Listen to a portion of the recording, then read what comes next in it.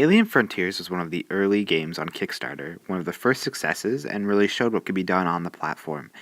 Now, Alien Frontiers on iPad was also sponsored on Kickstarter and was a successful fundraising effort. So let's see how it turned out and how this game will appeal to you if you're new to the game.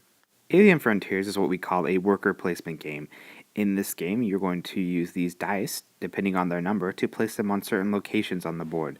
The locations you choose to place the dice will determine what you will get that turn and what you're able to do. So, though your options are dependent on the dice, it's a lot of controlling how many dice you have and what you can do with the situation you're given. You will be using your dice to gain resources such as lunar ore and also solar energy. You will use these two types of resources to do things such as building ships, buying cards, as well as placing new colonies on the board. The more ships you control, the more dice you have to roll, and the more options you will have in playing the game. As you earn colonies, you will place them on the board. Each location on the board has a special ability that it will give you, and these abilities are key in helping you win the game or influencing your strategy in the game. One other option you have in the game is if your dice add up to more than 8, you can purchase one of these alien artifact cards. These are cards that will stay with you and give you an additional ability, possibly breaking a rule or altering a rule in the game. As you can see, they have two options on each card. If this will go into focus, there we go. The first requires you to pay a certain amount to be able to do an ability on the card, and the other happens when you discard the card. These cards do many things, such as give you points, give you additional resources. They also allow you to place these fields.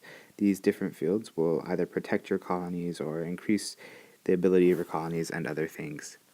The game continues until one player has placed all of their colonies on the board. Throughout the game, players are scoring points for each colony they place, and at the end of the game, they'll score points for which territories they control on the board, as well as any points from alien artifact cards, such as the monument that we see there. This is a really interesting game with really cool components and shows what Kickstarter can do. Let's see how the iOS version turned out and see if it improves upon the design or gives us a new way to play it. Alien Frontiers is one of the first iOS apps to go the route of looking for funding on Kickstarter. This was due to the fact that this was a labor of love by one man named Clint, and he needed additional funds in order to finish it. So now we have it here, Alien Frontiers on iPad. Let's take a look and see how it plays and how it will be accessible to both experienced and new players. In the game, you can select up to 4 players to play with you, either human or AI. The AI has 3 levels, as you can see, and though some people have complained about it, I think the top level is fairly challenging, though I am not a super experienced player at the game. There is a lot of information in this game, and the board can look fairly daunting at first. At the bottom, you'll see all of your information, your dice, the cards you own, the abilities you can use on them, and those types of things. In the alien artifact section, you can read each card and what it does, and also the player information screens show you what they do. If you see me hunting and pecking, it's really the areas are not that hard. It's just a little hard from the position I was in while filming and also playing the app. As you can see, Alien Frontiers on iPad is a fairly exact experience. It perfectly copies the board game in almost every sense and takes things very literally. In the game, though, there are a lot of UI things to help that do streamline the game, I believe, on this platform, and it does play much quicker than the physical version. First of all, when you control an area, it will light up your color, making it clear who controls certain areas and which ones are contested. When you click a die, it will show you where you can place that die, so you can quickly determine your options. Other than this, you also can see what's occupied, where your colonies are, all at one glance.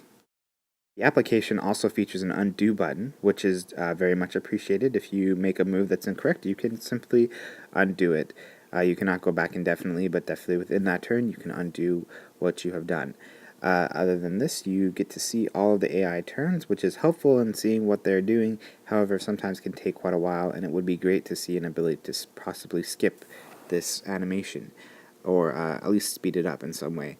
At the top of the screen, you can see all of the stats for each player and can quickly determine how the other player is doing and how you want to proceed in relation to them. There is a lot going on this screen. There's a lot of UI buttons and things that you can use. It would be great to have a walkthrough to go through this. Currently there is not one, But if you are experienced with the game or experienced with board games, I think you'll figure it out soon enough and just use your adventurous spirit. Sadly, the game does not feature tutorials, simply a quick rulebook. If you're not already familiar with the game, these rules could help you, though it would be great to have even the full rulebook so you can read all of the rules, or even a rulebook that's tailored to the app that shows you things happening in the app and the way the app functions rather than referring to physical pieces which do not exist in this version. iOS board games are made for different reasons. Some want to be great iOS experiences. Others want to be platforms or advertising tools for the makers. Others, again, are just labors of love. They're not especially intuitive in the design or take new video game liberties, but simply present the game in a way that can be played portably as well as digitally. This is what Clever Mojo has done here. Definitely taken the time to create a game that will appeal to current users of the game and those that already understand it. There are complaints about the AI, but I think if you're a veteran player that you will have a challenge and really have an enjoyable way to play Alien Frontiers on the go. No, it won't be the same as playing with your friend that always beats you, but it will be enjoyable and something that is worth your portable time when you're commuting or doing other activities. At its very base, the game is not really open to new players. If you're going to learn this game, you're going to need to read the full rulebook online or watch a video. However, a video by one of the great video reviewers is not going to give you an understanding of how the interface works. The great part about a tutorial is that both teaches you the game and the app's interface at the same time, which are two things that need to be learned by every player of a new app. Okay, I'm starting to ramble, but to wrap it up, I have to say that this game is great for experienced players. If you're a new player, it really is going to shut you out. And for that reason, I feel like this app definitely is a suitable app and a workable app, but will not enter the pantheon of great iOS board gaming experiences. However, if you are interested in the game, it's definitely playable and definitely worth checking out if you have any interest and are willing to do a little work to learn the game.